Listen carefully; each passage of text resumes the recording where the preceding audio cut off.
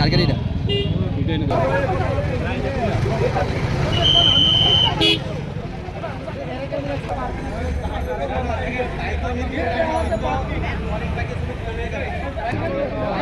ভিতরে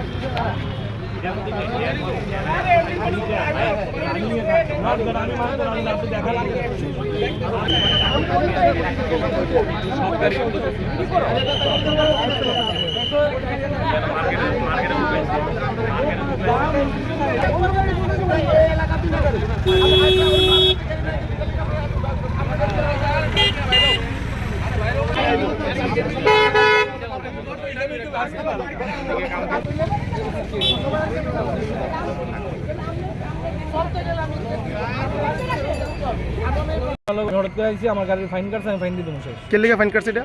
গাড়ি পার্কিং এ রাখছে দিকে, পার্কিং প্লেসে তারা বলতেছে পার্কিং বাকি রোজাতে গাড়ি রাখতে পারে, তো আমি এখানে পার্মানেন্টলি গাড়ি রাখতাম না, আমার গাড়িটা সীমিত সময়ের লেগে আমি এনে রাখতে পারবো, তারপর আবার সরাই দিব।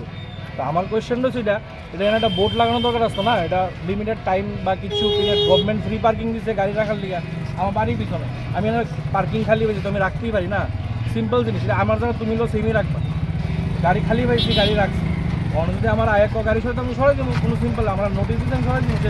আমার তো একলা গাড়ি না, আরও 10 টাকা লাগে, 10 টাকা লাগে সরাই দিন। এটার মধ্যে এই গাড়িটা রেক্টিফাই করছে, আমার গাড়িটা রেক্টিফাই করছে, এটা করো, লং টাইম থাকে। আমার গাড়ির পিছনে আমার জানা পারি, আমি এনে গাড়ি রাখবো, আমার যে যার সুবিধা ধরে রেডি রাখবো না, আমার গাড়ি এনে রাখতে। এখানে তো পার্কিং জোন আছে নাকি? পার্কিং জোন তখন তুমি বোর্ড আচ্ছা ঠিক আছে,